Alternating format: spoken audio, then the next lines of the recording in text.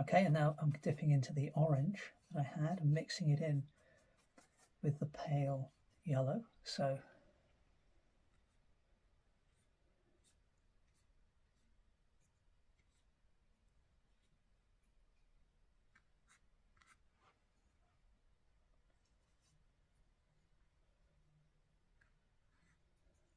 we'll use that to kind of cut into some of the shadows we've created already. Now, not looking to completely remove the shadowy marks, but just kind of disguise the way they were painted, if that makes sense.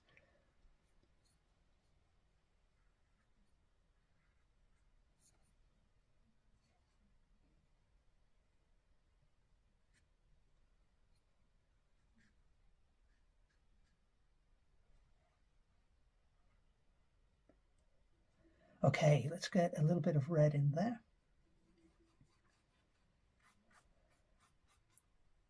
And then by adding a lot of titanium white, I can create what I'm hoping will be a very pale pink. Yep, that's worked okay.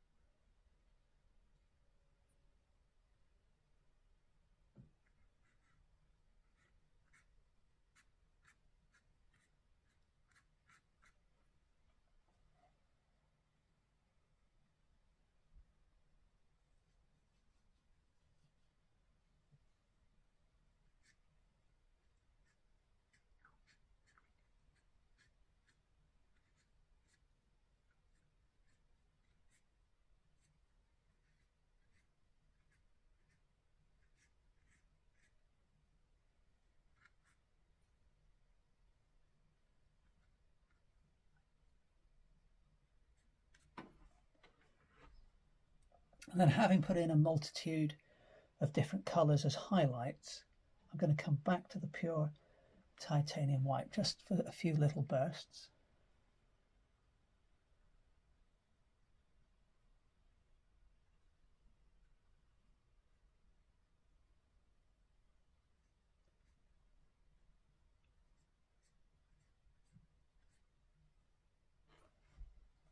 And then go into that purplish color I had, add a little bit of the cad red, a bit of the cad yellow,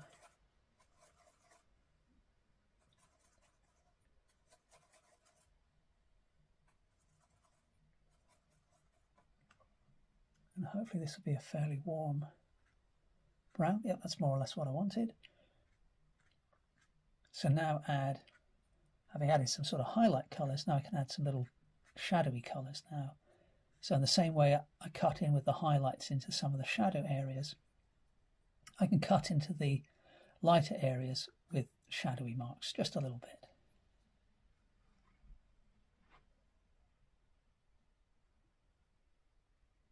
So I really like at the moment the way the sort of a fleece of and a multitude of colours in the fleece is working. It's not hyper realistic or anything, but I think it's sort of giving the animal quite a lot of life, and hopefully the eye sort of dances around quite a bit. Now, one of the things I want to do is just subdue this horizon line where the watercolour marker is still showing. Now, I don't actually mind that blue line being there, but I want it to be much weaker than it is.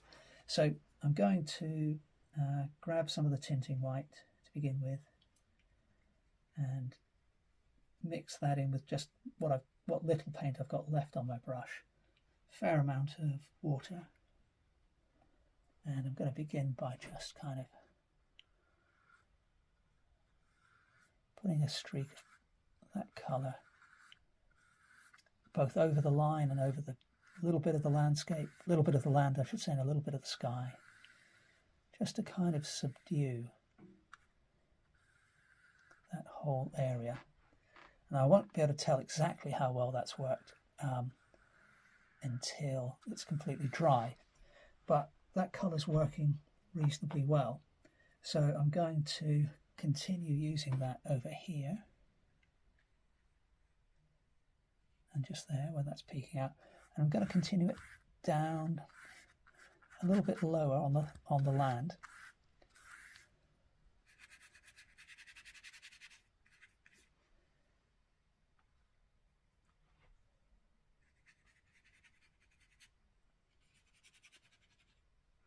Okay, so the idea is to push that back into the distance. I'm going to hopefully leave most of this as is. I need to tidy up around the legs though. So we may as well do that now, tidy up the shape of some of these legs. So I'm just coming in with kind of fairly dilute cad yellow, which was most of what I used for that layer, if memory serves me correctly.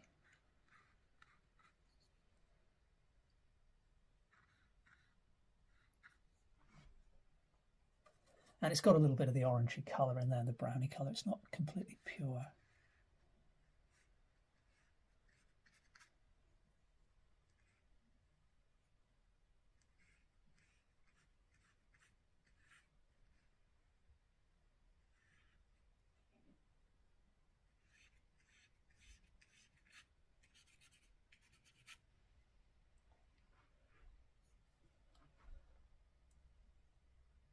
Okay, I think that's definitely helped. And then for the foreground, what I'm going to do is go back to my 1-inch flat. So as I started to say before, so my hope is this is going to disappear off into the distance. This is going to be the middle ground, and then the foreground I'm going to make much greener and brighter, hopefully. So what I'll do is grab some of the titanium white, mix that in with the cad yellow, some of the cerulean blue,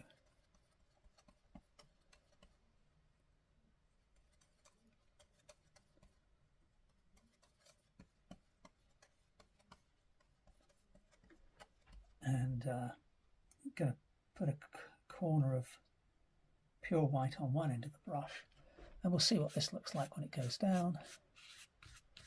It's not quite what I had in mind. I think I need to go add more yellow. Let's just grab a dollop of yellow.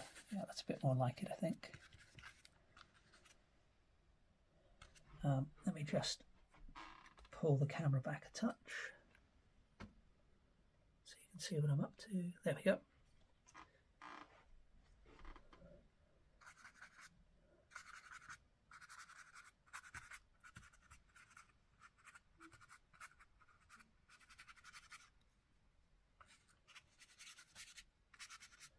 And this has the secondary purpose of hiding some of these watercolor marker runs as well.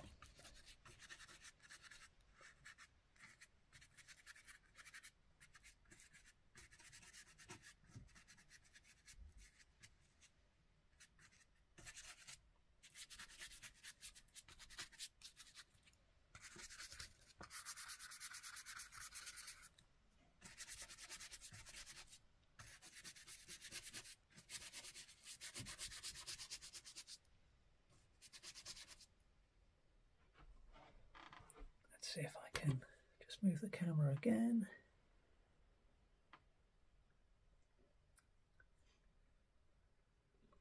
There we go.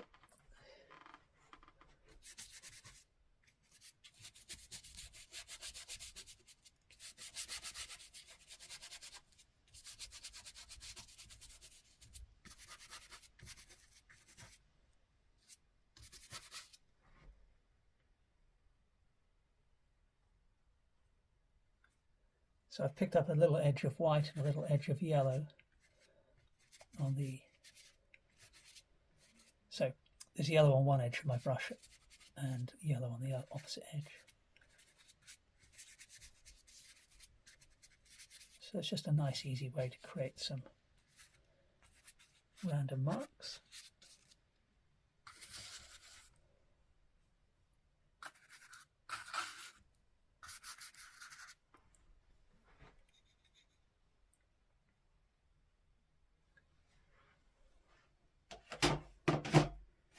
Okay, just need to wash the brush out again. And I can start thinking about these lambs on the left-hand side and how much I want to do in terms of, getting them right. So, before I go too much further though, I need to just grab some more oil paint.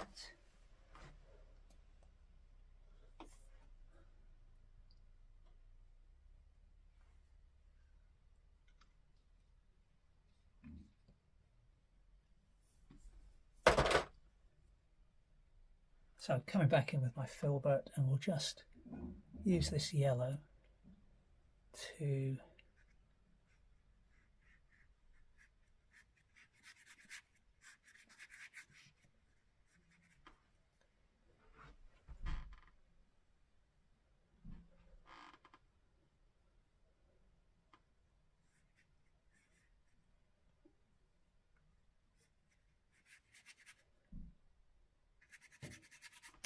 refine the, can get a little bit of white in there as well, actually a bit of tinting white, just to refine the shape of this lamb. So I think I've made this lamb a little chubbier than it actually is, which is something of a fault with this one as well, actually, but I felt overall, it's kind of convincing as an animal, I felt, so fair enough, I'll let that go. It's not really about having to be perfect, but you just want it to be an impactful painting, really.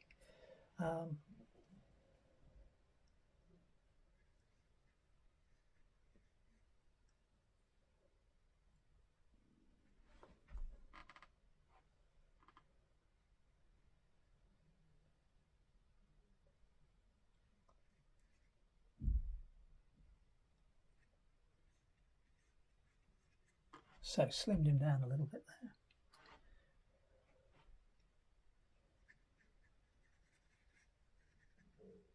Just adding a little bit more of the tinting white over the top, just to soften that yellow a bit.